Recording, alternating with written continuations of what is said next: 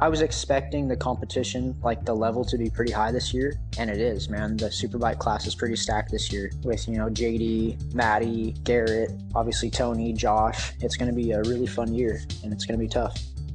That's 2018 Superbike champion Cameron Beaubier, one of our guests on the podcast this week. Welcome, everyone, to the Greg's Garage Pod with co-host Jason Pridmore, presented by Arai, 3 generations of the world's best helmets. To get yourself an Arai this riding season, visit AraiAmericas.com for information on tech fit and pick your color, AraiAmericas.com. And now, ladies and gentlemen, I bring you Jason Pridmore. What's up, JP? G-Dub, how are you, man? I'm good. I'm like you. I've been running pretty hard, and I flew to Dallas the day after Atlanta, and you owe me some money because I checked into a nice hotel so that we had killer internet. So no Motel 6s this week. Oh, really? I owe you money for that? Yeah. Okay.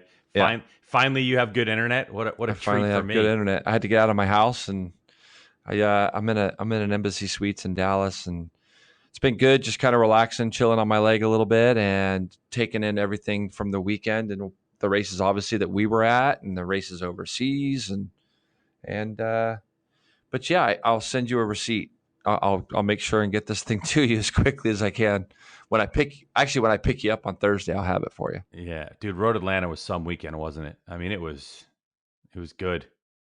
Well, yeah, I think jumping right into that weekend, there was so much anticipation going into the season, and I think it was a big test for MotoAmerica, with all the new TV package and stuff that you and I are lucky enough to be a part of. And there was a lot of anticipation around that of how's it going to work? How's the paywall? How's all that stuff? And unfortunately, we threw the Dylan Gray situation in, which just totally bummed me out. Me too. Yeah. Like for the first 24 hours after it was announced that Dylan couldn't actually join us on the weekend with all the homework he did. And I mean, that guy picked up the phone and called almost all the riders, it sounded like, in the paddock to get to know about him and this and that. And but that kind of was a auspicious way of starting, I guess, the weekend for me. And then it just got better, though. Like after that, the weather was never really a factor for Saturday and Sunday's races. The racing was really, really close in all our classes. I thought was just a great way to start the season. It seems like there's a lot of positives around MotoAmerica. What class do you want to start with talking about? How about EBC Break Superbike? What do you think? I think that's a good place to start. Yeah, I think that we got to talk about it. I think, I think the one guy, I'm not going to say we didn't talk about him, but the one guy I think that slid under the radar a little bit was Garrett Gerloff. I said at the beginning of the year, or the beginning of our podcast career here, 20-something episodes ago, when we started talking about MotoAmerica, I said it would be great to see Garrett take everything he learned from 2018 and apply it to the year. And so far, it looks like he had done that. I'd also say he had the worst luck of anybody on the weekend, as well as he proved himself that he can run the pace. He could be a front runner. First pole position. I think you and I both expected him to be on the podium after that for sure, possibly get his first win, and it just wasn't in the cards. Yeah. When I first arrived at the track, I had heard some rumors that he was ripping in testing, preseason testing. So I went to some people that I know in the organization, not necessarily his crew chief, but some of the other people. And I just said, I heard Garrett's made a step, and everybody just kind of gave me that look like, dude, Gerloff's arrived. I mean, he's there. Mm-hmm. And he sat on pole position for a reason. And they made some pretty interesting and smart decisions. We had a wet session, like the first session of the weekend on Friday, and it started to dry out. And Garrett was the only one who went out on slicks. And so I think he was, maybe 2 seconds faster plus, or 5 seconds or something faster than everyone after session number 1. And you just kind of got that feeling like, that was the right decision. Everyone else in the field stayed on reins. And then he goes out in Super Pole, gets on pole. And I really thought, wow, Gerloff has a real chance of winning this thing. For sure, he's going to be on the podium. Like, he'll be in the mix to fight for it. Unfortunately for Garrett, in race 1, a DNF. And then in race 2, what happened in race 2 to him? crazy? His fender fell off. The fender thing. That's yeah. right. You know what was, and you know what's crazy about that? We said it on the telecast as well, that when he came back from his warm-up lap, he had a gigantic hole in the windscreen. It was the track throughout the weekend with the amount of incidents and things that we had. We saw a ton of gravel on the racetrack, and especially in the last corner. But he must have picked that up, maybe going down the back straightaway, following somebody. It would be, we'll ask him when we get to Texas, but for sure he picked something up on the warm-up lap that went through the windshield, and then to have it to where the fender falls off on the guy, and it looked like he had just kind of settled in. He was, you could tell from day one, he on the second race, he kind of settled in, looked like he was just going to hang out, and then next thing you know, the fender comes off. It looked like it came from the left side of the bike. Something maybe got broken off on the left side. I give all the guys at Yamaha way more credit than to think that maybe a bolt came out or loose. Something definitely strange happened. Wouldn't surprise me if that was part of, like, if it took a rock hit. Correct. Yeah. Something might have happened there where it just broke something. And then, but I think the thing that surprised me about Garrett was when it had happened, he knew about it coming through 10 and 10A the first time. And I think as a racer, you're always thinking, it's going to go away. It's going to fall off. It's going to do something. And so he disregarded pit lane the first time through. And then his lap was obviously a lot slower the second time. And then he disregarded it again. And I thought, oh, man, because that's just going to, at that point, he'd had 2 very slow laps. And I think he stopped up by turn 2 somewhere, up at the top of turn 2. But if you look at the fact that he finished 8 seconds at the end, he finished in 9th in race 2. He was 8 seconds behind Jeff May. Kind of wonder what would happen if he could have come in that lap earlier, or the lap that it happened. Just get down pit lane, have his crew take it off, and head back out. If he maybe could have jumped up another spot or two. He was trying to kick it off. Poor Garrett was trying to kick the bike while he was riding around. So yeah, but here's the thing. He's got to have experience. Yeah. So now he knows, he's learned if the fender ever comes off again and is attached to one side, what he's going to do. I remember shooting an archery tournament 2 years ago, and I went back to full draw, and it was an indoor tournament, and I'm looking at my target, and next thing I know, arrow right in the 10 ring. The guy next to me accidentally shot my target. Oh gosh. And I'd never experienced that before, so I ended up just pulling the trigger like a almost a panic move, and I shot a 9. And it was just like, well, but now I've got the experience. Now I know if it ever happens again, just let the bow down. Let the bow down, call for a judge, whatever it is. And I'm not sure how many times Garrett's had a fender come off. So no, exactly. I was thinking about it during the broadcast. I'm like, well, if you think it's just going to take 2 seconds to rip this fender off, just do it, Yeah. But then, obviously it ensued, it got worse and just kept steamrolling. Had he actually gotten contact with the fender and ripped it off, he would have looked like a hero, because he only would have lost 5 seconds. And then Correct. He still would have been in the mix and possibly ahead of, Josh Herrin in 5th place and all that kind of stuff. So yeah, I don't know. I mean, I'll give him the benefit of the doubt. I want to talk with him about that when we get to COTA and what the mindset was. It's just a bummer weekend for him. I really feel, bad for Garrett, but on the other hand, and well, let's not forget too that he had the huge disappointment of race 1. So he was probably thinking to himself, there's no way this can be happening again. And there was probably a lot of things going through his mind other than, I should just go right to the pits. He could have stopped up at turn 2 on the first lap, ripped it off. He could have stopped. He could have gone straight kind of towards the end of the first lap in turn 12 there where the old pit lane went, ripped it off. There's a lot of things that's easy to Monday morning quarterback now, but he's got obviously one of the most successful teams behind him and a great crew of guys that are watching his every move when he's on track. So, and make no regard, about anything. The fact that Josh Hayes is helping him, I think had a big push, even in that dry session or that wet session that went dry. Josh and I were out watching, we were on pit lane or we were somewhere anyways. We were talking during the weekend and he was always like, the second he saw it kind of getting dry, especially at Road Atlanta, it was, let's get in and put slicks on, because it dries really quickly there because of the elevation changes. And when you have bikes going around and it's got any kind of temperature in the track, it dries really quickly with the rain tires basically dispersing all the water of all the other bikes. So it does dry off pretty fast. So I wouldn't be surprised if that was a Josh thing when he said, hey, go put slicks on for the last 5 minutes. He's got a lot of confidence in Garrett, it seems, as he should, does Josh. And he's going to be there to really help him, I think, manage his way through sessions and even manage races. Garrett showed to me, he didn't show any nerves. I thought he was really good about it. So just unfortunate, and he'll be back, All right, so let's move on from that a little bit, Jason, and just talk about these results in general. So race 1, it was Cameron Beaubier, who actually missed Super Pole and came from 11th on the grid, row number 4. He had 2.7 over Toni Elias, who barely beat out JD Beach for his first Superbike podium. And then Schultz was in 4th, 6.9 seconds behind. David Anthony was 5th. Kyle Wyman, Jake Lewis, Jake Gagne, who's back but still busted up, Cameron Peterson and Jeff May in the top 10. In race number 2, Toni Elias won by 1.8 seconds over Schultz. Cameron Beaubier just behind him. JD Beach was 4th, Josh Herron in 5th, Jake Lewis, David Anthony, Jeff May, Garrett Gerloff, and then Cam Peterson.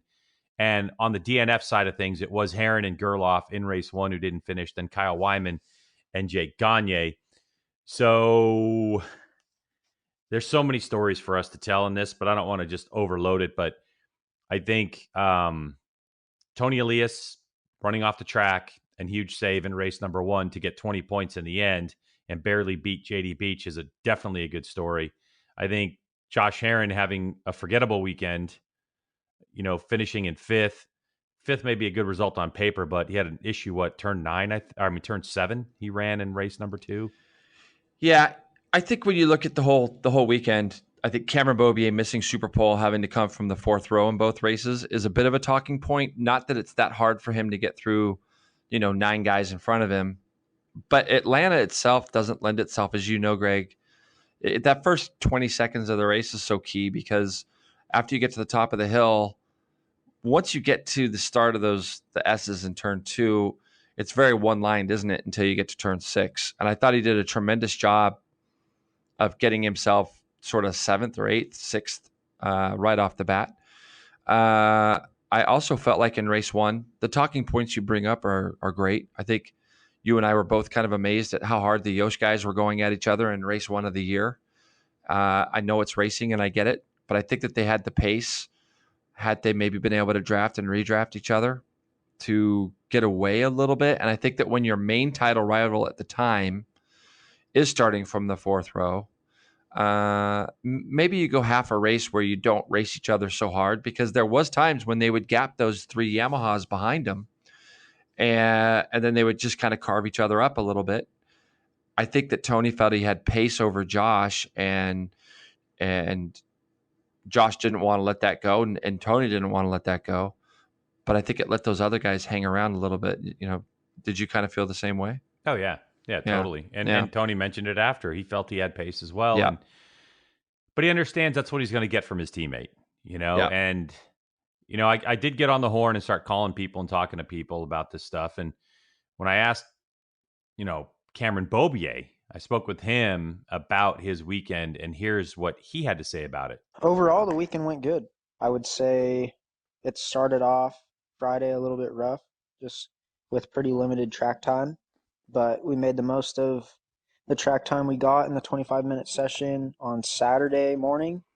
And my bike felt pretty good going into the race. Yeah, it was a bummer that we didn't get to go to Super Pole. Had to line up 10th or 11th on the grid. But I just went into the race, and Zemke and Hobbs and just my team were just like, all right, just be patient and just get through this first one, and then we'll get the season rolling.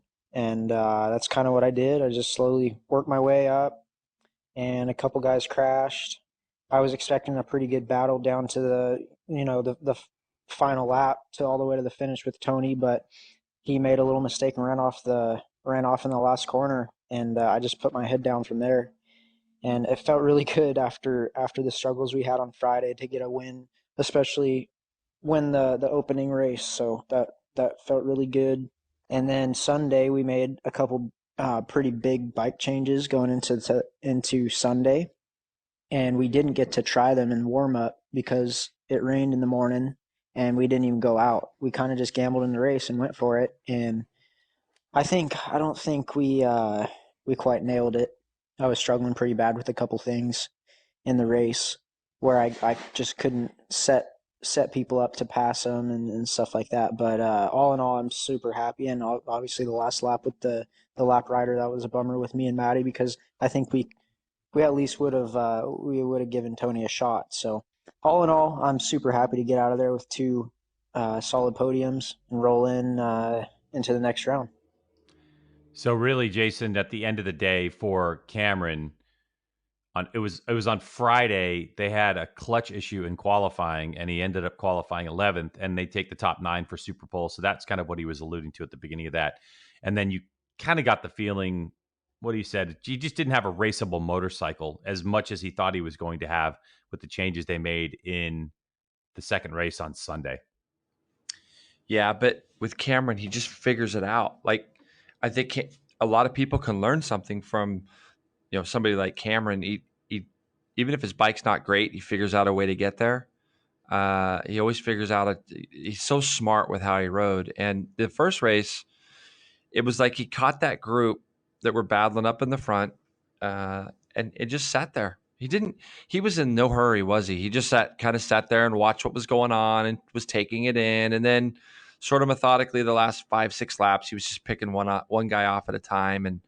And it just was so in control. And I got to be fair when I say that when I saw Toni go down the inside of him in turn 12, where we kind of had our incidents a few years ago, I started thinking to myself, here we go again, like it's going to happen. But Toni ended up just outbreaking himself a little bit, running off in the gravel.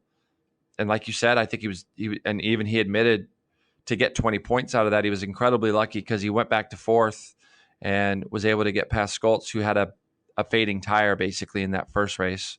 And we'll talk about that in a minute too. And then he was able to get by JD and get those 20 points. It could have been 0. It literally could have been 0, but Cameron rode. Yeah, it was, right. It really could have been 0. So yeah, I think that the first race, Cameron just did what he had to do. He sat back, he watched it and rode amazing. And the second race, it was a little bit of the same. And it was a shame that I don't know. I heard that there was really no blue flags, but I think that yeah, I heard there wasn't any, but the problem I have, and I'm always, I don't know, I'm so on the fence about it. I try to take the side of guys are racing against each other and guys are, they're doing their thing. But when you have a field of, well, at the end of the race on that day, we had 13 guys finish, and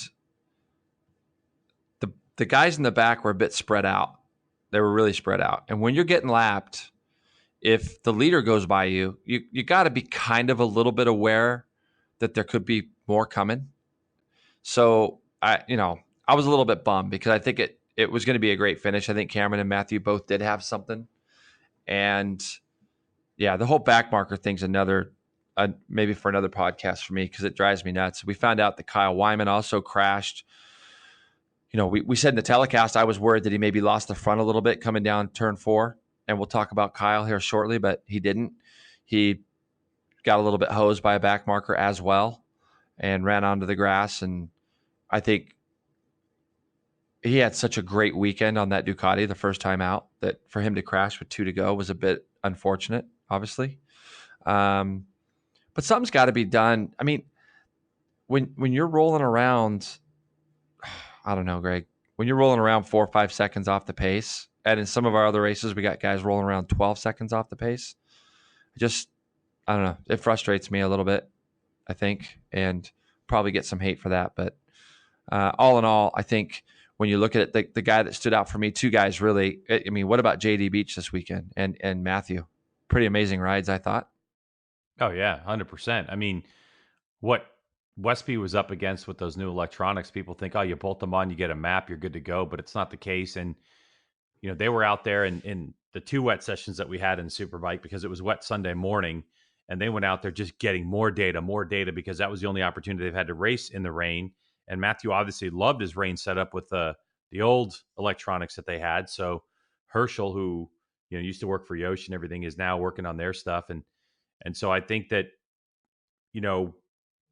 the data and the information that they got on Saturday, you showed how they were able to take that information and translate that into a much better race for them. One of the big changes they make was they took out so much traction control because there was so much TC in that Yamaha that Matthew was having to just whack the throttle wide open. And he felt that was part of the reason the rear tire started to dissipate as badly as it did on Saturday, that extra soft rear tire. On the JD Beach side of things, JD is amazing to me because there's our view of JD Beach and how talented we know he is and how amazing he is on a motorcycle. But then there's his view of himself. And after he finished on the podium in his first Superbike race back, really his first MotoAmerica, quote unquote, MotoAmerica Superbike race ever, he was like, I couldn't believe I was up there racing with those guys. And I'm sitting there looking at him going like, are you serious? But I get that's the struggle. It's a struggle with every racer. It's something back in 1994 that Colin Edwards used to struggle with. And I heard that he got some some tapes, like some affirmation tapes. I belong here. I belong, that type of thing. And yeah. So unless you're like a tremendous egomaniac that says, oh yeah, 100%, I belong up there in the mix with everybody else, and you're 18th place, I think it's interesting that JD was able to prove something to himself after Saturday. And in speaking with Cameron Beaubier, he told me that he was really, really impressed with the way JD rode.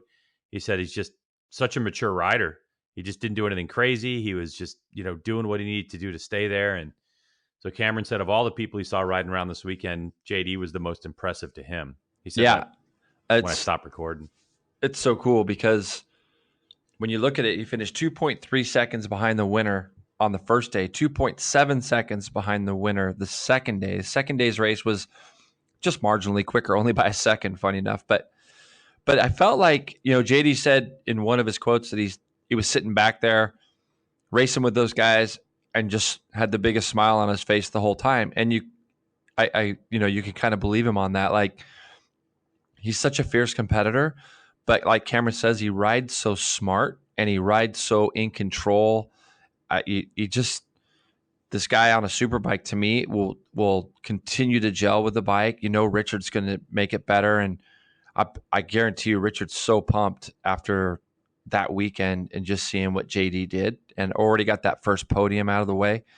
It only bodes well for him, I think, throughout the rest because, like I said, he's going to get better. He was able to adapt too. When they'd had to change the tires the second day, he was still in that lead group. And he's right. He just he never did anything wrong. He never did anything. I mean, he led the first lap, or he led into turn one on the first race of the weekend.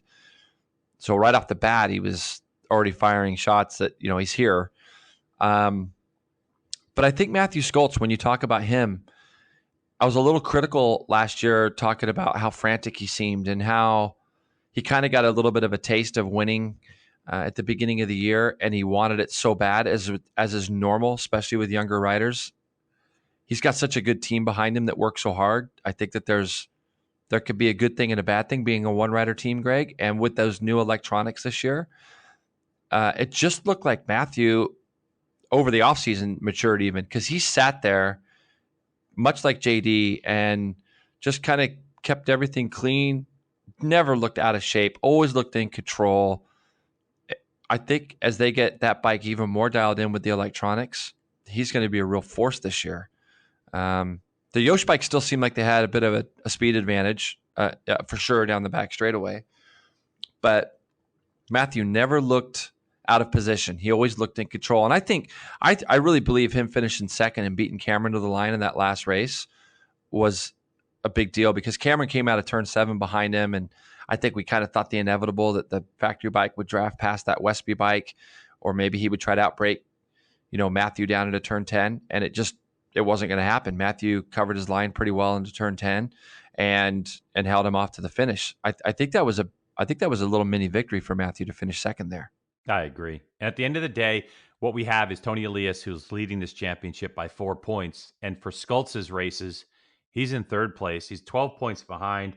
Beach is only 4 points behind him. So there are points being given away. But I did talk to Toni about his weekend, Jason, being the points leader.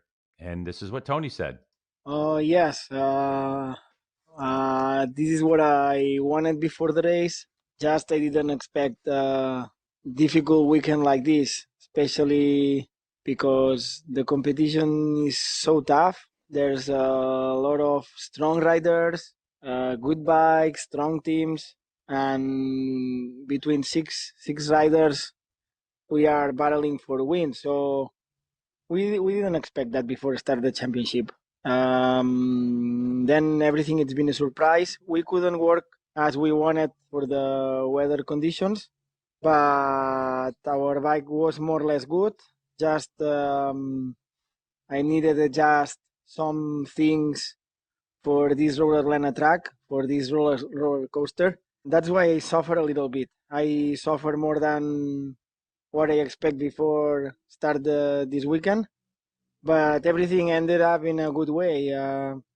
First day was really tough. The first race, I had a problem on the start. I had a bad start. Then I battling with Herring all the time. We lost a lot of time. Cameron arrived, start to battling with Cameron. I mistake, ran off, almost fall, but lucky me, I could stay on the bike and take that 20 points. And then with the win on Sunday, everything was perfect to leave leading the championship after the first round. So I can ask for more. So happy. It was a weird start for Toni. You remember at the beginning of race number 1, he was off the bike, standing next to, trying to get the bike in gear because he said it was stuck in third. So it was a weird start, and at least it wasn't the anthem of how the season was going to go. Yeah, you just never know what's going to happen on these weekends. And at the end of the week, I guess if you told him he was going to have 45 points leaving, I think any rider would take that, obviously. He just has a way of always being there, I think that's the thing with Toni, that I don't always know if every weekend Toni is the fastest. And I mean that in a way that's he's always going to be like right there as the fastest. But he has a way of grinding out the laps, and it's probably from years of experience overseas. And he just has a way of doing that and always figuring out a way to try to make the best of his weekends, even when things aren't right. And then when things are right and he is the fastest on the weekend, it becomes a lot harder for the competition. Just like you see with Cameron, I think they're very seasoned guys. Nothing really gets them too wound up.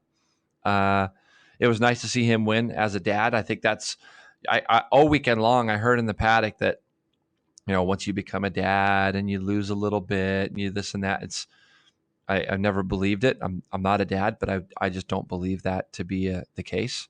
I believe it for some, not for all. See, I don't. I don't know. I mean, I think it probably gives people, in my eyes, if it was me, I think it would have given me more motivation because, I think,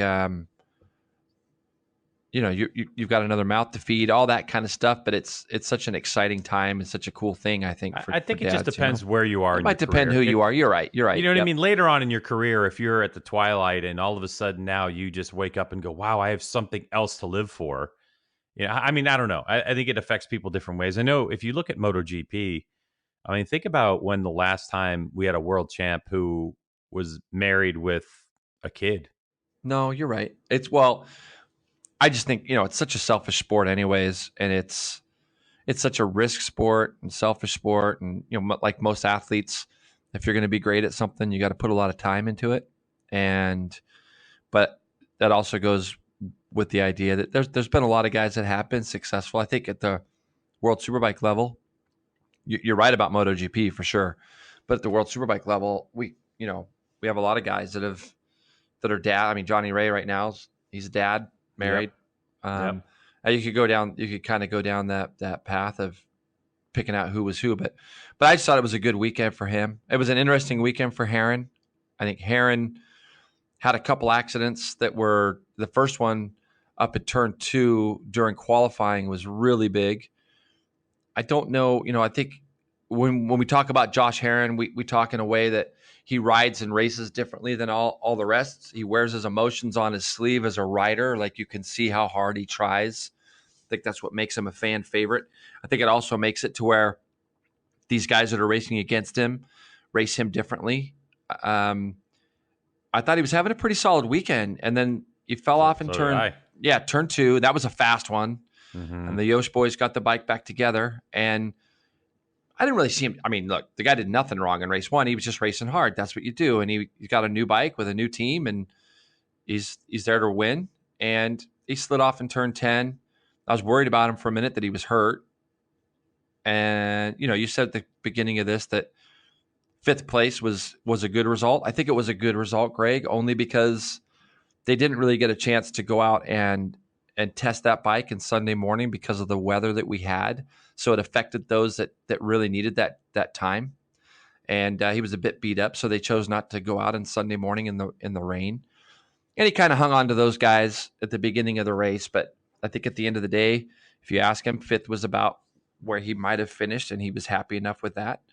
And it's at the beginning of the year. There was no reason for him to go out and make another mistake trying to run with those guys and go away with nothing after the weekend, Yeah.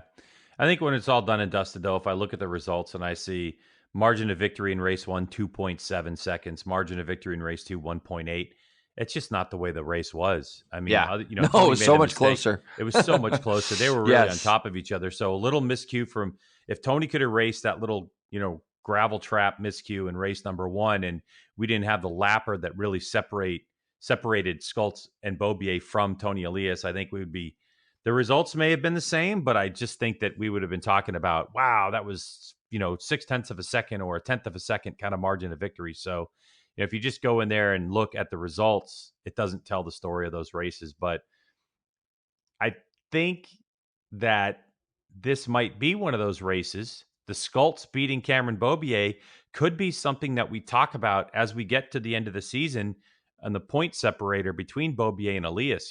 That difference between second and third, Scults finishing second and Beaubier finishing third, instead of us going into COTA with Toni Elias and Cameron Beaubier tied at 45 points each, that 4-point difference could be something we talk about.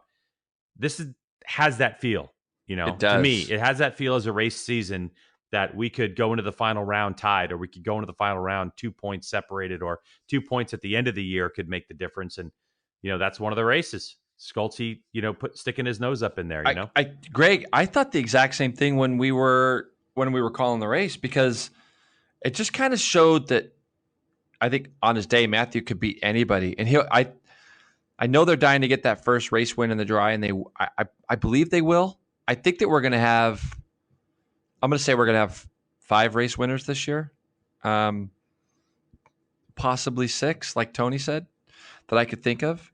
But Matthew showed no fear, and he showed a ton of control. And that is a dangerous guy. Like, I think he's going to be there. And if he can accept a couple seconds and thirds and fourths and always be there, I agree with you. He could be in it till the end as well. So now, finally, Jason, kind of wrapping up that talk, about Road Atlanta. The other thing I want to mention is going to be Jake Lewis, because when I was talking to both, Toni and Cameron, when they talked about their competition now, they also mentioned, look, Jake Lewis could all of a sudden make a step, as well as, a healthy Jake Gagne making a step on the BMW. But our hearts have got to go out to Jake Lewis. We didn't really mention it a lot in the broadcast, but the fact that Jake's grandmother passed away in the middle of the race weekend, and he stayed to race, and she was such a big part of his life and a huge fan. And, it's just, and, his injury and all this kind of stuff. Something's got to turn a corner for Jake Lewis this season. It's got to start going right for him. Man, it's so horrible because, Jake comes motivated. He had a great off season. Such a good guy. He's just a really quality kid, like unbelievably kid. And the fact that, I saw him on Saturday after the race, talked to him quite a bit during the weekend.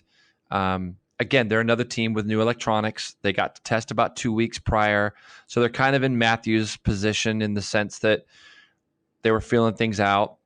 He was another one. I spoke to Ben Fox's crew chief, and they were continuously, it sounded like, dialing out electronics because his bike did sound like it was a bit obtrusive with the electronics that they had on there. And I think, Greg, that it was a little bit of a test session for them, getting that first weekend under their belt. But he's always kind of just about a second or so off. And then I saw him Saturday night when you and I went to do our stand-ups, and he come over to me and he goes, "Jay, you're not going to believe this, you know?" And the kid was so down. I said, "What's up?" Like, you know, and I just found out my grandmother passed away, and it just, yeah, the kid, he needs a break. He really does, because he's got the talent to be up front with those guys, and he's not scared to mix it up with them either. And I know the things that he wants to work on this year as a rider, and something's just got to happen for him. He's got to get that little spark of one good weekend where everything kind of seemed normal and there was no big issues. The fact that he even started race one, his bike basically had a connector come loose on the siding lap of the first race, and they got the bike back in on the crash truck, which meant he did miss the warm-up the siding lap. He went on the warm-up lap, took his spot at the back of the grid, and his clutch, there was something going on with his clutch, and he stalled the bike from the last row. And then he got it started and somehow or another fought his way all the way through, did like his fastest lap with 2 to go, and got himself some points, which was good. And then the next day was kind of the same, kind of the 5-6 guys got out in front and were gone, and then Jake got back. But there's going to be tracks that we go to that are going to be better for him. I think VIR is going to be a great track for Jake Lewis. I think we'll see him up in that lead group there. I really believe it. So, yeah. All right. Well, that's Road Atlanta. That's kind of our long wrap up of Road Atlanta. But coming up this weekend is, well, I should say that's Road Atlanta for Superbike. Yeah. But coming up this weekend is COTA. And when we talk about Toni, you know, he's won 5 of 6 races at COTA, only missed one in the rain. That's the only thing that kept them from sweeping since he came into MotoAmerica in 2016. So I wanted to find out, you know, why is COTA so magical for Toni? COTA fits me, my riding style perfectly, with some flowing areas, which is not where I lose a lot. There's some corners which are bad for me. These kind of mid corners where the bike have to turn really good is the corners I don't like. So, but what I really like is long corners and heartbreaking areas, and COTA have a lot of that. So that's why the result always been so good. It's not about I'm in front of in front of friends or ex-rivals or old teams, you know. Of course, it's good to win in front of them, but it's not my biggest motivation, honestly. But I love this track. Yeah, I guess he does. You win 5 of 6 races there, including his debut. If you remember, he'd gotten off the couch 2 weeks before, showed up, and then whipped everybody. I thought that was pretty amazing. It is his type of track. And when you hear him say that, when you think of Toni, you always think of Toni breaking and heading straight to the apex. I love it. I think it's great. And he might be one of the few riders that love COTA. You know, hear him saying that he loves it. Yeah. It's like, it's kind of a love-hate place, is COTA, isn't it, Greg? Like, that's kind of what you hear. Yeah. I think, like, even when you look at Atlanta and how much they've chopped that place up over the years since you and I raced there way back in the day, even, it's you don't really hear anybody say they hate Atlanta. You don't really hear anybody say they love Atlanta. I think it's, for me, it'd probably be like the 4th or 5th best track in the country. But with COTA, it really is a love-hate. Like, people love it or they hate it. I remember being in the press conference when Nicky was there a few years ago, and I couldn't believe it, because you never heard Nick say a bad word or a bad thing about anything or anybody, or there was never a negative word that came out of his mouth. And we're in the press conference, and he kind of says, you know, COTA's not like my favorite place. I'm not really a fan of the place. And that's like, for anybody else saying that, that's like, I absolutely hate the place worse than anything in the world. That's, you know, Nicky's terms. But the reason why this works really well for Toni, there's 2 reasons. The Yosh bike's going to be extremely fast. and he has the ability at the end of those like those big long straightaways to make passes that maybe some others don't in a way that others don't. Turn 1, at the end of the back straightaway, I think it's turn 8 there, Greg, 9. He just has a way of being able to go straight to the apex, park the thing in the middle, and then shoot that Yosh bike off the turn. So it is a type of track that's good for him. I think it's going to be interesting. I think that he's going to have a horde of Yamahas and another Suzuki behind him. Maybe 2 Suzukis if Jake can get up there. I think what's interesting from a Yamaha perspective, especially for Cam Beaubier, is that this will be the first visit to COTA with the new extra soft Dunlop front and the new big rear tire, because it was introduced at round 4 last year. That combo may have won Beaubier and Yamaha the title last year. So I asked Cam if he thought that it would make a difference in Texas this year. It's hard to say. I think it'll definitely be better. But I think we could find ourselves in we have struggled pretty bad in Texas the last couple years versus our competition. But same with Utah last year, and we got the big rear tire and the softer front we had that at Utah last year, and that's been a track that we've kind of struggled at in the past, and we were able to win both races. So it could be different. Who knows? And I feel like I'm riding pretty good right now. I'm comfortable with my bike, and my team's they're always giving it 100%. And I'm just looking forward to it. I got a really fast teammate, and it's gonna be good. And I hope it goes better than years past there for sure. Yeah, so do we. We want that race. feels like he's riding pretty good right now, Greg. It sounds like he's riding pretty good. Yeah, exactly. Yeah. Looking ahead at the weather, Jason. I mean, we're doing this Wednesday, so looking ahead at the weather, it looks like 80% chance of thunderstorms on Saturday in pretty steamy conditions. So with the wet track, that could be throw a whole nother monkey wrench in there in terms of all bets are off. But when we get to Sunday, the temperature is going to drop. It's supposed to be nice and sunny and about 74 degrees. So it'll be nice to see if the weather holds off, what the Yamaha has with that. I say new tire combination because it's new to Road Atlanta, it's new to COTA, and it'll be new to VIR. And then once we get to Road America, then it becomes old hat. So that's where my brain was on that question. You could kind of tell initially Cameron was like, hadn't really thought about that. Hadn't thought about that yet. Yeah. No, you're right. And make no mistake about it, Cameron, the last 2 years has given his competition a big head start in the first 2 rounds. And Atlanta, he rode amazing and smart, and I think he's going to do the same thing at COTA. I'm excited to get down there. So, it's going to be an interesting weekend. It's going to be fun being down there for MotoGP and checking out Moto2 and Moto3, because I know it's stuff that you and I follow pretty closely. This year, we're not going to announce it, so we're going to actually be able to watch it a little bit, which I'm excited about. Why do I have a feeling you and I are still going to be sitting in the commentary booth, commentating while we're watching? Probably right. Probably. We should do a live podcast for everybody.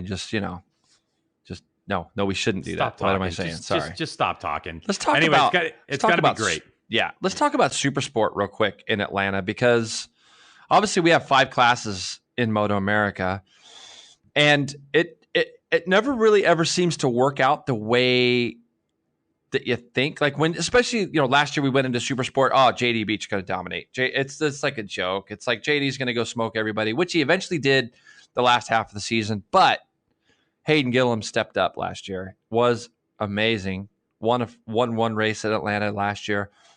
So really, when we came into this weekend, it was kind of a deal where I'm expecting Hayden to be the pace setter. And then it was all the talk was PJ Jacobson's coming in. It's going to be a Hayden and PJ show. Nobody's really talking about anything else. And all of a sudden, Hayden and PJ are on the second row of the grid. And we're both kind of thinking, okay, what's going on here? Well, Bobby Fong, who neither of us obviously discredited at all, we also said he'd be in that group with those other 2. But this is even prior to Bobby signing. We didn't know who was going to be on the M4 bike. We had already known that PJ and Hayden were going to be where they were.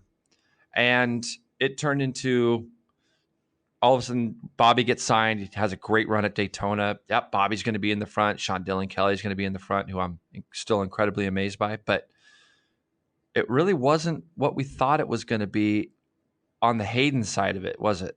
No, it wasn't. I mean, they blew a motor, and then obviously he was there in race number 1, and he won race number 1, which was amazing.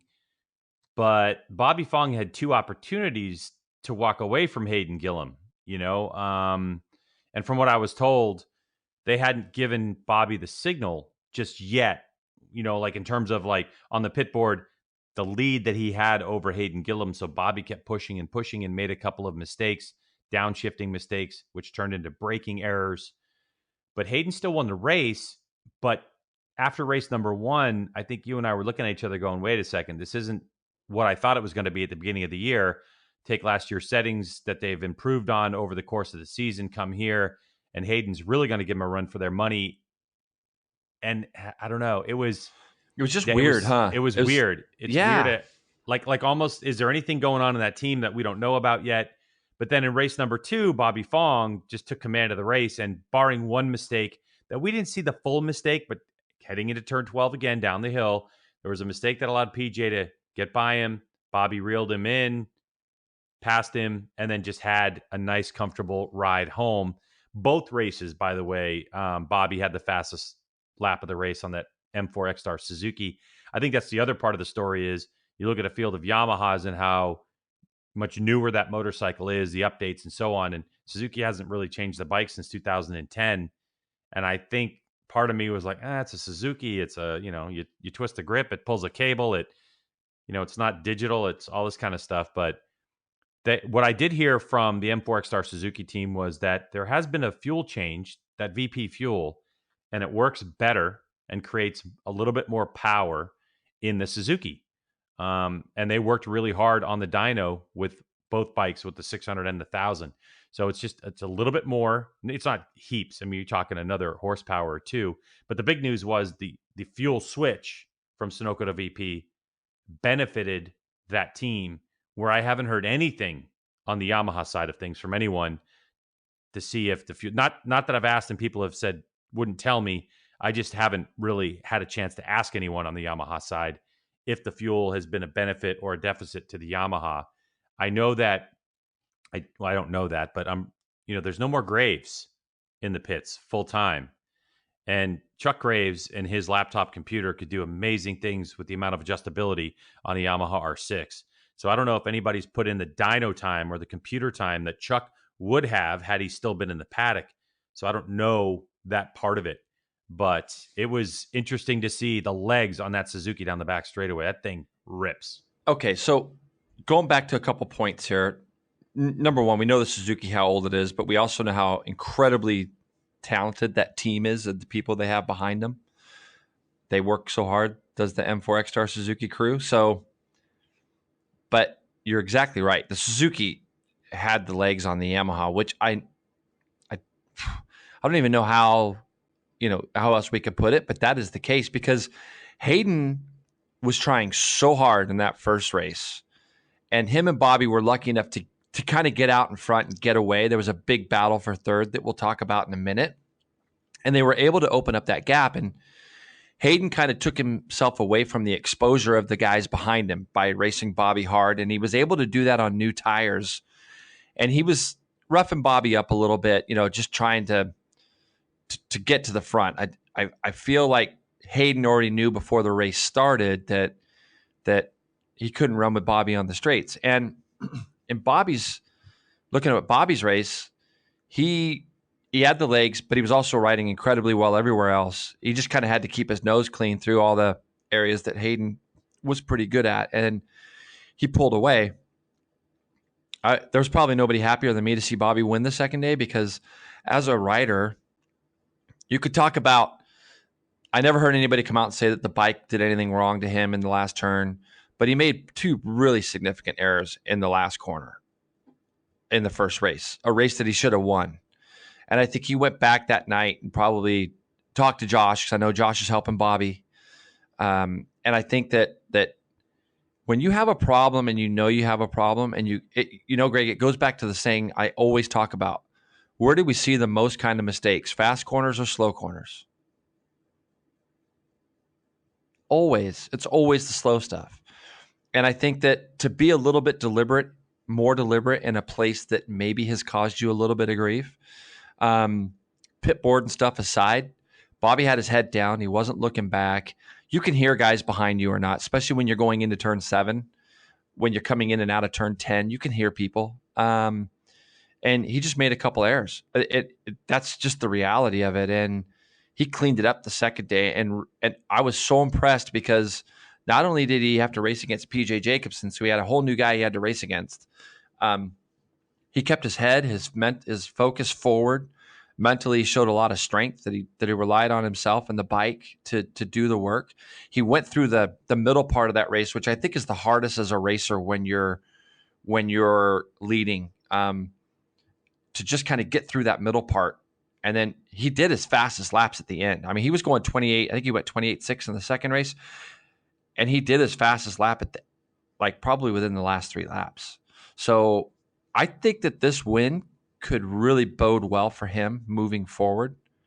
Getting on the Hayden Gillum side of it, it's not just Hayden, though, is it? I mean, Nick McFadden, I didn't even look like Nick McFadden. I didn't even know it was Nick in the first session on Friday when I was out watching, because I just didn't recognize him, new leathers and things. But Nick finished 11th, I think, in both races. And we know that Ridiculous Crew, the imprint they've left in the paddock, they've got a bigger setup, they got one of arguably the nicest setups in the paddock now. And I was really shocked to see both their riders struggle. And it wasn't just the Suzuki that was quicker. In the second race, like you said, I don't know if Hayden had maybe a stock motor in his bike. That's what it kind of looked like to me in the second race, because there was a lot of Yamahas that he couldn't get near down the straightaway. So it wasn't just the Suzuki that was quicker, was it? I mean, you saw Jason Aguilar and Bryce Prince. Not just Hayden's size. You know what I mean? No. We excuse away a lot of that stuff on Hayden's size because he's larger. I mean, just in stature, he's not chunky or anything. But yeah, it's just it is. And it's no criticism of the team or anybody like that. We're just trying to sort out. It just seemed like, you had Aguilar, Bryce Prince, PJ Jacobsen. These guys all had, Richie Escalante. They all had pace, and they were on a Yamaha as well. And Bryce Prince is not a small guy, is he? I mean, Bryce, he's probably, I'd argue to say he's probably bigger than Hayden in the sense he's a lot taller, or he's a little bit taller.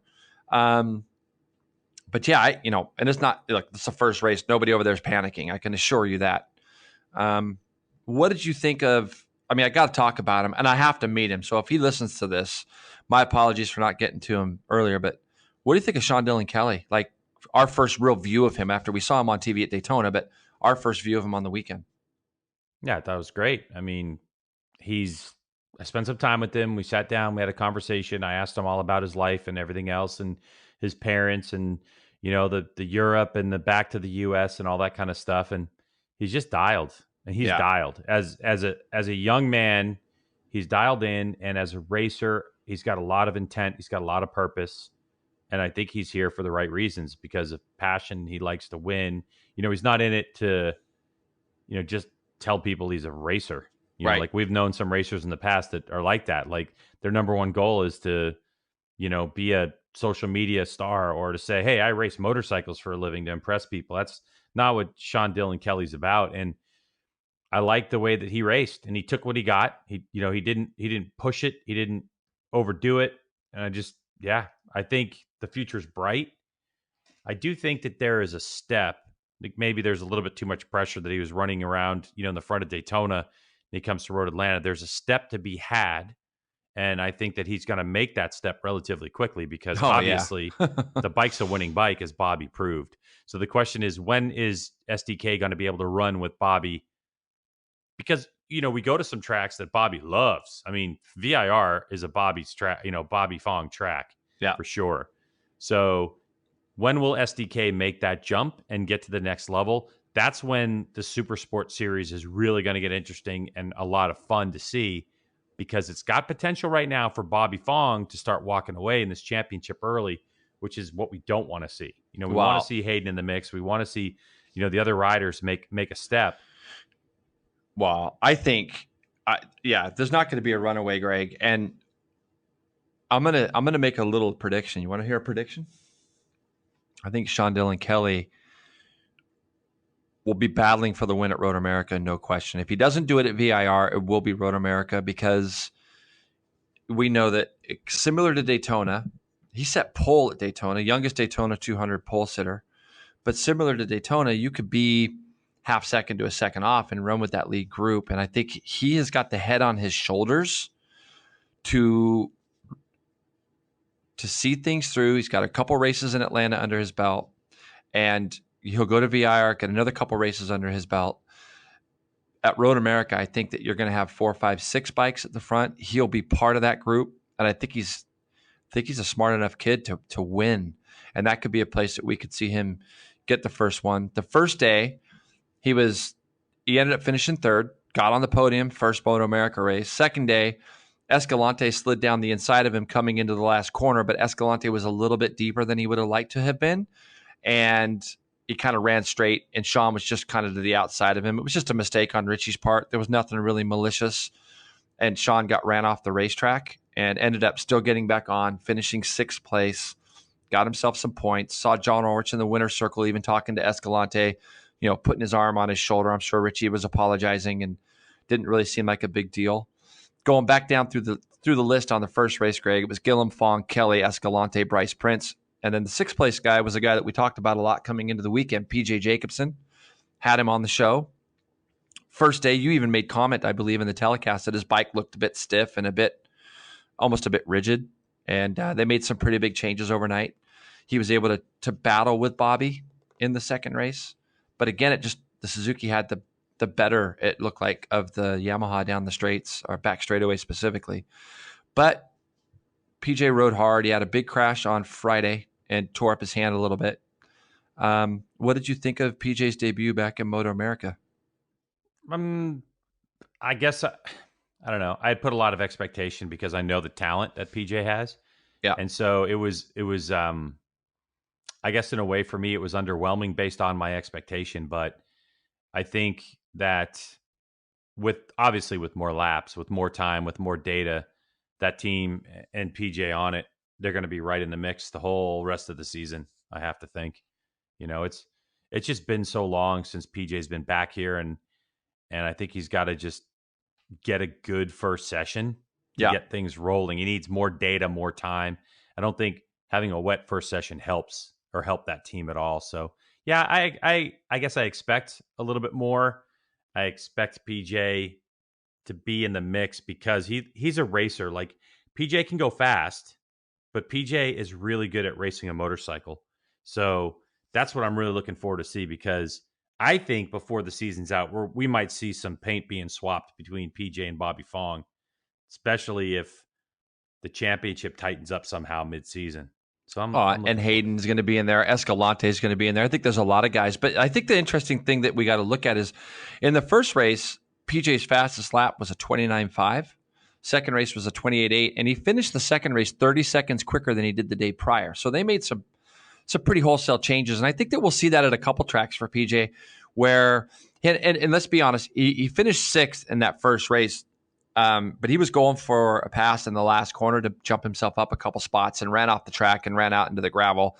And that's why he was so far behind at the finish. It's not really a true indication of his finish time. It probably would have been maybe 10 seconds sooner, but he still found 20 seconds. So I think overall, especially with a hand injury, he did fairly well. I think Escalante, podium the first day, 4th place the second. Another big bunch of points for those guys with the Hudson motorcycles. I like what they've done there in downsizing. I think they're a good team. I think they got a great rider. Again, Escalante is another guy that Josh Hayes has kind of taken under his wing to get that knowledge. I thought Bryce Prince was incredible. He finished second, or qualified second. Kind of, I'm not going to say 2 underwhelming races for Bryce, but I'm sure if you talk to him, top 5 in both, he'd be probably okay with that. Bobby Fong dropped the hammer the second day, so a number of these guys were a little bit further back on the second day than they were the first. But I thought he did okay. Bryce got some points. We go to some tracks where Bryce is going to be incredibly fast with that tuned racing bike. But yeah, I think I think overall it was a fun weekend to start with the super sport category, and it's going to be. I think it's going to be like Superbike, Greg. It's going to be a tight all the way to the finish. It will be. And Bobby Fong is the points leader after the weekend, and we talked about it. For Fong, it was a bit of an up and down. Oh man, it was really good. I can't complain other than just one crash in, I think it was FP2, I believe. But we didn't know. I haven't rode the bike in the wet in the first session of the weekend. It was a wet practice, so immediately we went straight to the top of the board and felt amazing right off the bat. And I honestly, ever since I got on the bike, we really don't like. We changed things for myself, but it's nothing crazy. We don't have electronics on the thing where we could, adjust the throttle blades and TC and all that stuff. It's just, I got a solid crew behind me and everything it kind of just works. So the bike definitely was good in the FP1 in the wet conditions, and in FP2, I got a little over my head, and it was still damp conditions out there. And I told the guys on my pit board, just tell me my position and my time, which I could see it on my dash anyways. But I didn't know my gap. Like, I never really care about my gap in qualifying because that's just something for me to think about. No matter what, I'm going to try to go as fast as I can. But in my mind out there on the track, I was 2 seconds ahead, but I didn't know that. I thought for sure like somebody had to be close to me. So I'm just going to keep charging because that's my job. My job is to go as fast as I can, and that's all I'm trying to do is just raise the bar. So I went into turn 5 and ended up throwing a bike away for the team. Literally just put that thing in the garbage. Broke the whole wheel off, and I did a proper job on that bike, which I feel bad about the guys, and thank God they know what they're doing, and they put that bike together before at least 1 a.m. So they got a few hours of sleep that night. But other than that, no, it's good. We qualified great, and it was a good weekend for us. It would have been a little bit better to 1-1, but I can't complain being the points leader after what we did this weekend.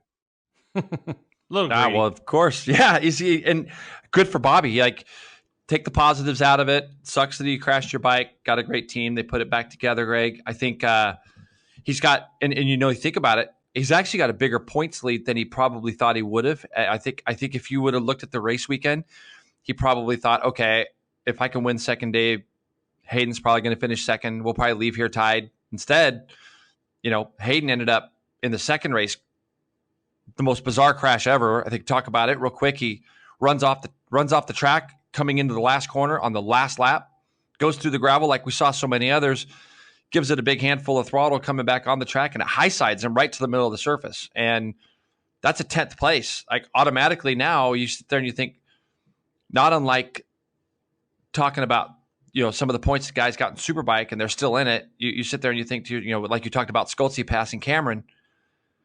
Will this come back and hopefully not bite Hayden? We didn't see Hayden finish 10th pretty much all year last year at all. And the fact that happened, he gave a ton of points away. You always say it's too early to talk points, but I think when you have 2 or 3 guys, 4 guys maybe battling for the championship this year, will that come into play at all? So great for Bobby Fong. I'm looking forward to 600s throughout the year. I think it's going to be great. Over the course of the weekend, we got Junior Cup, we got 1,000 Superstock, we got Twins. There's so much going on. I think that we got to mention a couple things. Rocco Landers and Junior Liqui Moly Junior Cup is incredible. If you get to the races, we're definitely going to be talking about this kid more as the year goes. We got a lot on our schedule today with our podcast and such. And yeah, we'll get more into all that stuff when we talk about our VIR thing later. But, it seemed to me, Jay, like a lot of fans showed up to Road Atlanta. It's the biggest one I'd seen in a while. You had Live Plus, Fox Sports 2 stuff going on. The grids obviously were tremendously full.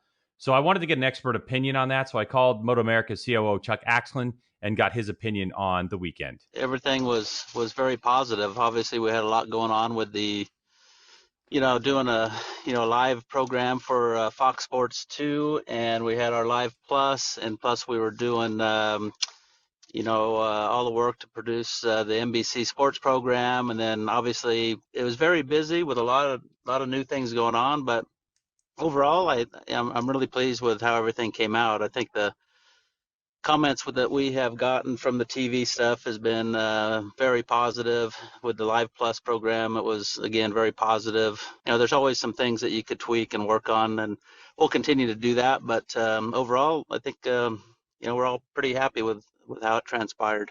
It helps when the the weather cooperates. I think that was our fifth year at Road Atlanta, I believe, and it's probably rained 3 years out of the 5. But it was great weather. The element that we have for the fan activities that we more or less, transferred from our experience at Sonoma with the kids carnival and, strider bikes and stunt shows, and just a good mix and good blend of different opportunities for fans to, experience different things and have fun. And, plus the racing was great. So yeah, we're pleased with the turnout, and it just shows that we continue to grow. And looking at the ticket sales for VIR, we're pleased where the direction that's going as well. That's good news. I mean, it really is good news across the board, because that's what MotoAmerica has been about. And this year 5 seems like a turning point. Jay, even on social media, I've seen a lot of people that haven't really been talking about MotoAmerica in the last few years start talking about it, and it's pretty exciting. I think it's great. I agree. There were so many fans. When we looked out the window on Saturday after our broadcast, and there was some stuff still going on, and then I was getting ready to leave. Actually, no, everything had finished on Saturday. I was thinking Sunday for a minute. Saturday, everything had finished, and I looked out the window because where you and I sat was on the opposite side of the pits. And so I was just going to drive my car over to the pits, and as I looked over, there was just a gigantic line trying to get out of the place, and it went back a long way into the infield. And it reminded me of kind of how it was in years past there at Atlanta. So it was nice to see as big of a fan turnout as we had. And I think that, the competition's good. And with everything else MotoAmerica's done that you and I have talked about, with all of the TV packages, the paywall and everything, I just think this year is going to be amazing for them. I think it's going to be a turnaround year. I think it's going to be a turnaround year for them. So I'm happy. Chuck's happy. I mean, it's good that you get somebody from MotoAmerica on here talking about it and being positive. He's right about the weather, but we got lucky with it. We didn't have to deal with any wet races. We weren't the only show of the year or the weekend, Greg. Obviously, we had World Superbike over in Aragon, and it's a series that you and I have been following pretty closely, and we've talked about it a lot. We've been lucky enough to have a number of the guys on the show with us, but kind of the same thing again, wasn't it, this weekend? I hate to tell you, Greg, but I predicted it. And, yeah, you did. I did predict it. It's pretty predictable right now. Bautista is just amazing on that new Ducati. The bike is amazing. He's riding incredible, as we know. But it's got to the point now where, he won race 1 by 15 seconds, 15.1 seconds. The scrap for second was amazing between Ray Davis, Lowe's. Sykes was there for a little while. Vandermark as well, Cortese. The second race he won by 6.6 or 6.8 seconds. Again, when you look at fastest lap to fastest lap, he's 0.6 quicker. We're seeing the speeds down the straightaways pretty consistently a lot faster. It's funny because now I'm hearing a lot of other pundits talking about the speed of the Ducati, and it's all of a sudden.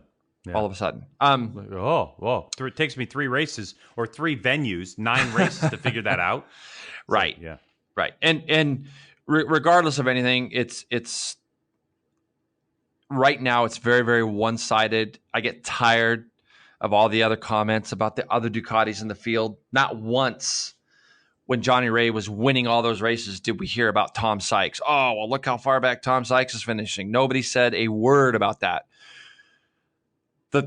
The thing is that they basically created the Johnny Ray rule is what I call it. That's what I call it. They were trying to figure out a way to make racing more competitive, bring more people closer to the field. Everybody was in favor of it because they got tired of seeing the same guy win. It didn't matter because he was still winning. Everybody, I guess, hates a winner, I guess. But there was some news today, wasn't there, G-Dub, about some changes that World Superbike and Scott Smart is making. Yes, and that's exactly it. So we know the results. Bautista's won 9 of 9, blah, blah, blah, blah, blah. Total margin of victory this weekend alone was 27.8 seconds. So, as was predicted in the rules, after 3 races, they were going to go and evaluate.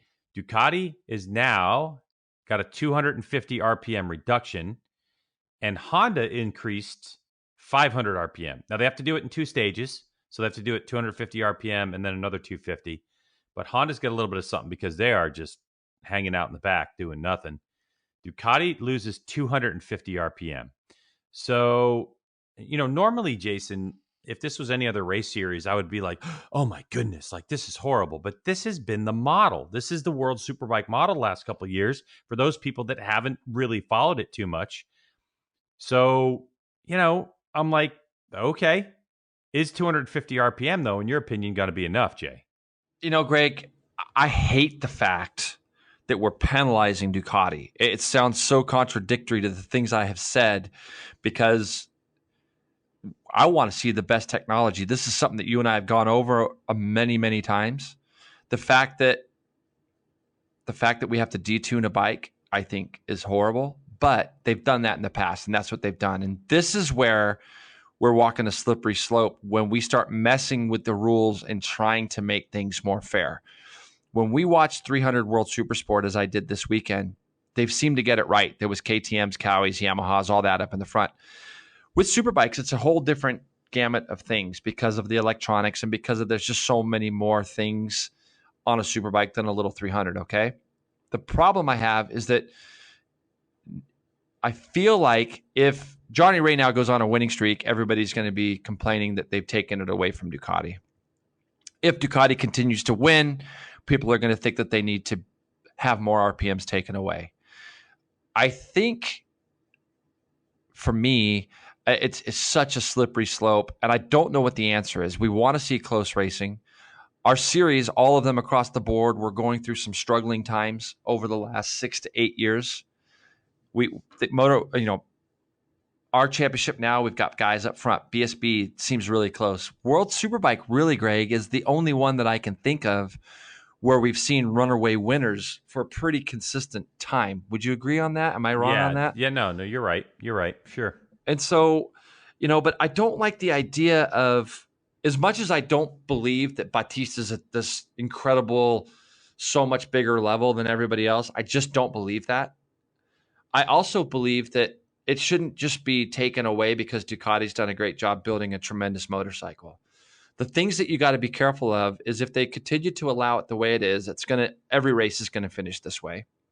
And it's going to drive the cost up of our production bikes quite a bit because even though Cowie and Yamaha and all them make bikes based off of the rules now, it's going to cause them all to step up their game a little bit more and put more into the production bikes, correct? Or they're gonna leave.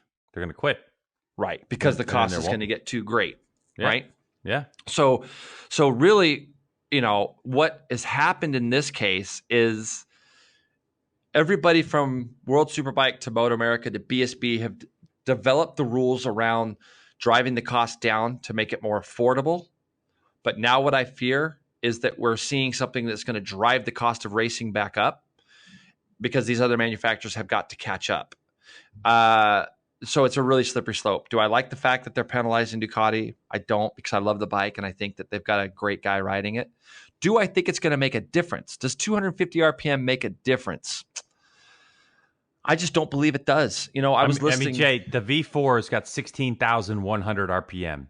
So it was, you know what I mean? It was 350. Now it's down to 16.1. The Kawasaki's at 14,600. Yeah. I get it's a differently configured engine, but you still have a tremendous advantage, 1,700 RPM advantage for Ducati over Kawasaki. Yeah, and I don't think when they go to Assen this weekend, and everybody talks about like, it's a little bit more of a scrapper's track. It's this and that. I get it. But Batista's no dummy. He's been there a million times, and I'd like to see Chaz. It was great to see Chaz get closer to the front guys this weekend. He was battling for podiums and got on a podium and all that. So that was good. Laverty's shown speed. I think for me, when you look at it, Greg, I don't know of a track. I even heard Chaz talking about when they go to Imola, it's a bit more of a scratcher's track, as he says. But it's got big straightaways at Imola too. As beautiful as it is and as scrappy as it is, it's got a lot of straightaways. It's got a big uphill straightaway as well that I just think will lend itself to the top speed that the Ducati has. So look, I'm glad that they're trying to make it more competitive. People are bitching about, Johnny Ray and all the rest of the boys complaining. I honestly, have you heard those guys complain? No, nobody's really been complaining. They've just said we I got haven't to keep seen our head anything. down, do our work. Exactly. Yeah, and I think that is kind of something within the paddock that they've probably all said. Like, I don't think them coming out and complaining and bitching and moaning, and for sure, Cowie's not going to do that because they've got to trust and rely that World Superbike's going to do to Ducati what they did to Cowie. I would think. Other guys have stepped up this year. Alex Lowe's has stepped up a lot. He's shown pace, third in the championship. But it's a really weird championship for me now because I don't know. The Honda has needed help since forever. Right now, I mean, since Johnny left, really. Yeah. So the 500 RPM. I will say, the other thing I will say is because Ducati and Kawasaki only have a 7-point gap in the manufacturers championship, that Kawasaki gets nothing. So Ducati loses 250 RPM, but Kawasaki stays exactly where they are because of Johnny Ray's performance of keep getting second place finishes. So, it's weird. We're going to see how it all plays out. I mean, we're just along for the ride. So, you know what I mean? So yeah. They got another race this weekend, and we're going to see. Let's move on to MotoGP.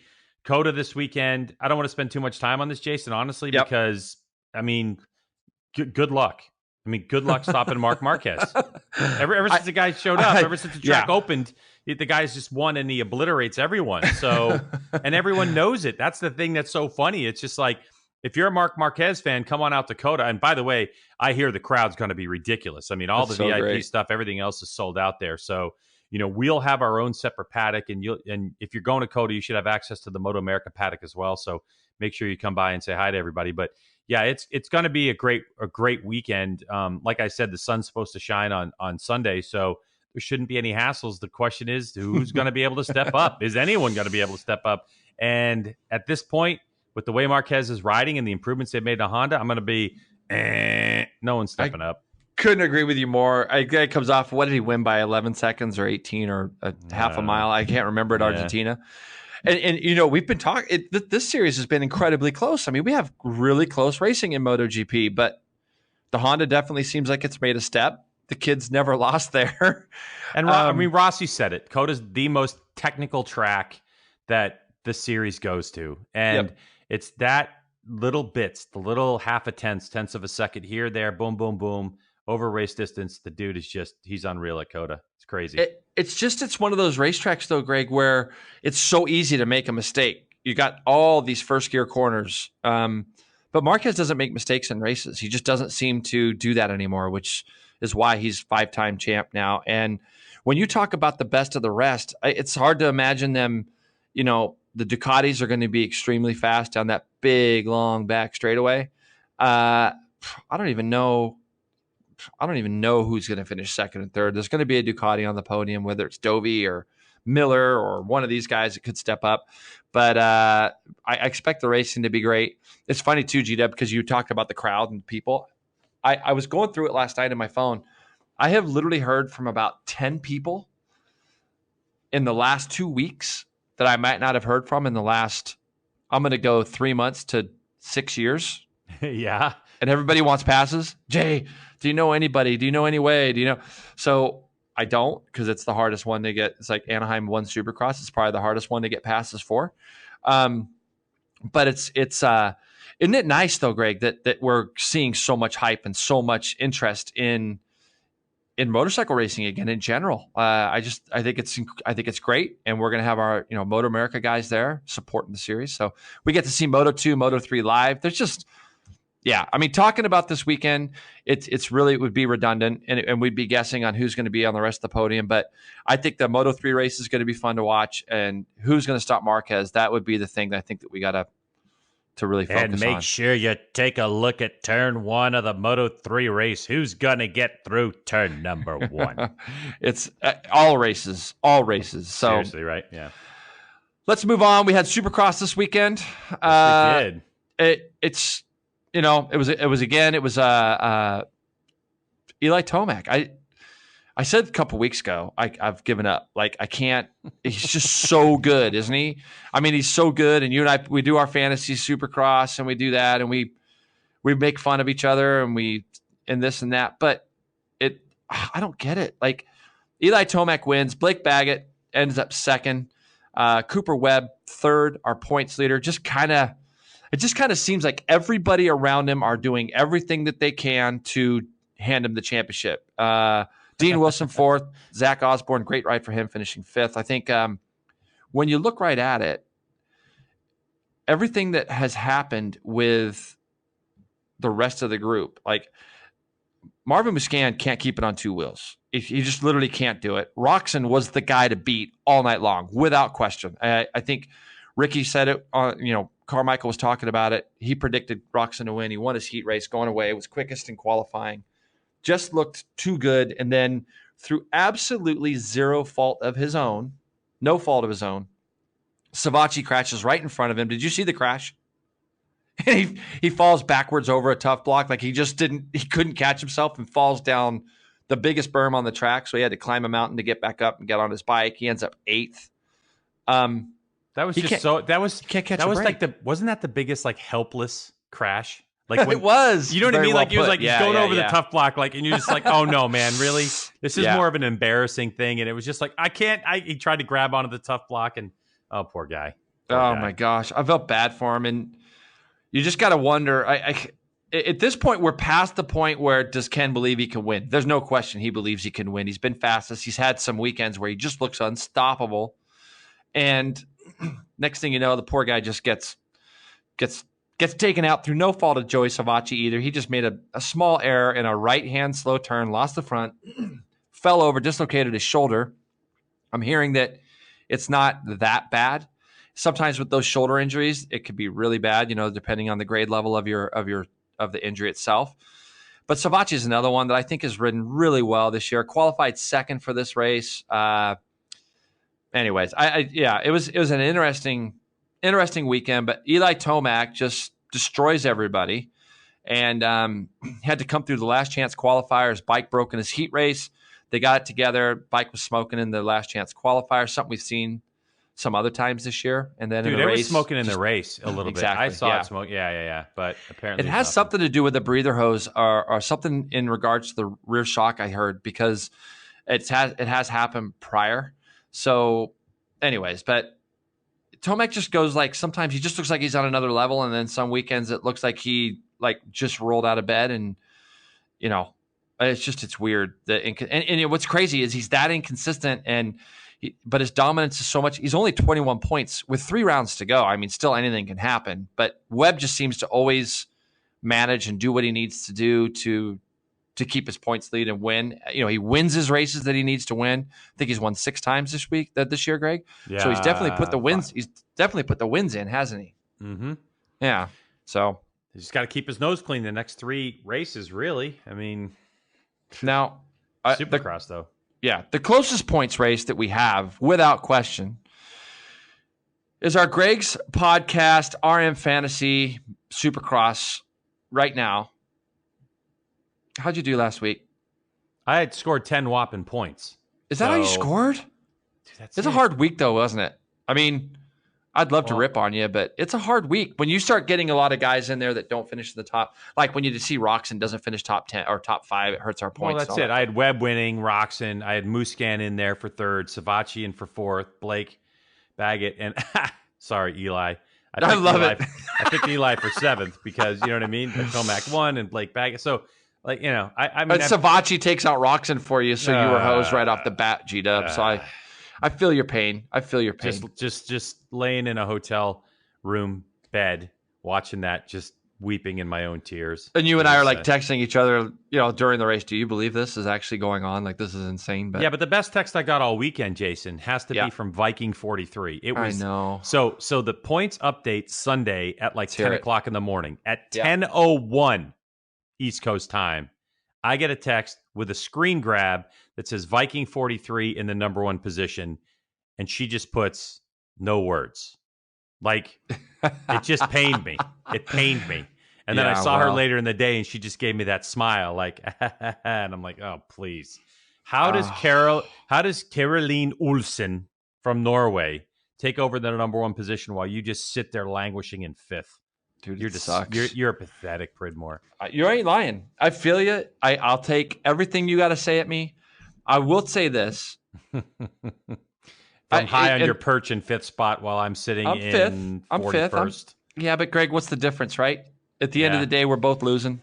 We're both losing. So, and I got Alex Fuller in second. So he's another one of my guys. So and it's snug up top, by the way. Factory Fuller, 513 for Caroline, 512 for Fuller. Hughes 721 is at 511. So the top three are separated by 2 points. And then we got Lugna at 507. So Greg, it's really close. You got me at 486. So I'm I'm 27 points back. I'm not a mile back.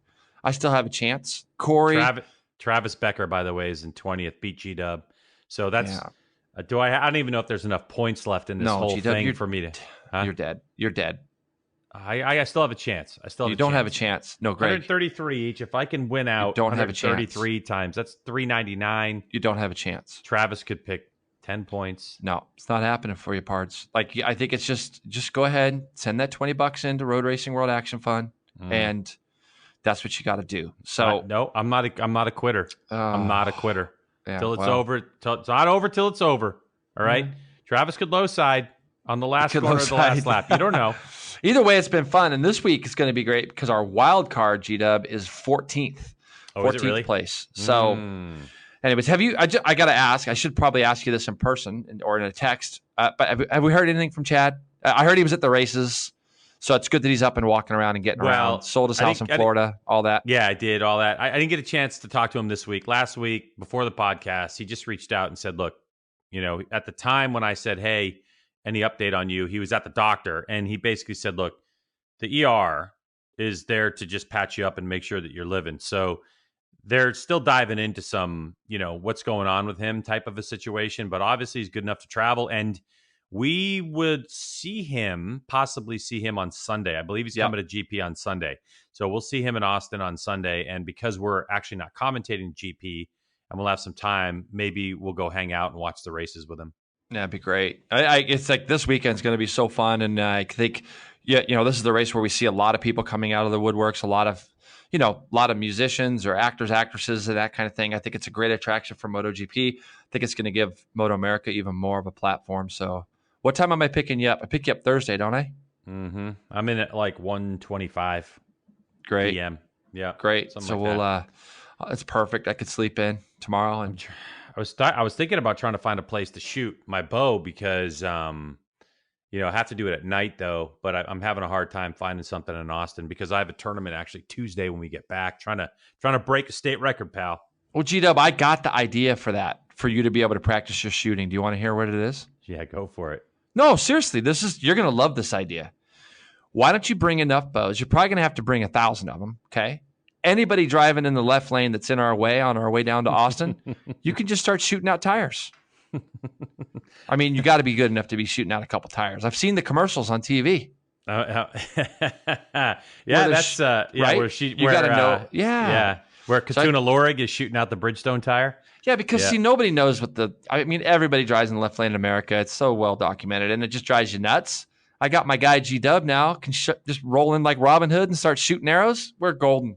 Yeah, that'd be something else. I think I'm going to avoid that. But all right. Jason and I talked. Listen, it's so fantasy's over. It's time for our last little bit, our race calendar, because we want you to go out and watch some racing. As you know, we're at COTA this weekend, Circuit of the Americas, Austin, Texas. Come out and see us. We have a MotoAmerica paddock. You have the MotoGP paddock. So come on out and hang with us. If not, Supercross stops in Denver. World Superbike is in Assen in the Netherlands. GNCC, if you're on the East Coast, is in Society Hill, South Carolina. You want to check out GNCC. That's fun watching that in the woods. It's been a little bit wet back here too, so if there's some big mud puddles, people stand next to mud puddles and watch riders wad themselves up. AMA West Hare Scrambles is at Lake Shasta in California and so much more, so make sure you check all of that out. that'll be our podcast for this one. As Jason's already in the neighborhood, I've got to start packing and doing laundry and getting back on an airplane. So why don't you take us out, JP?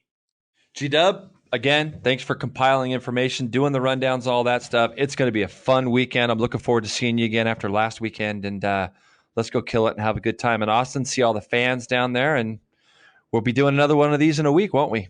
And we're going to have a lot of stuff to talk about. A lot of stuff like we did today. Yeah, luckily it's just MotoAmerica Superbike, but between GP, World Superbike, Supercross, it's going to be loaded next week. So make sure you tell everyone about the podcast and share it. We really appreciate it. See y'all. See ya.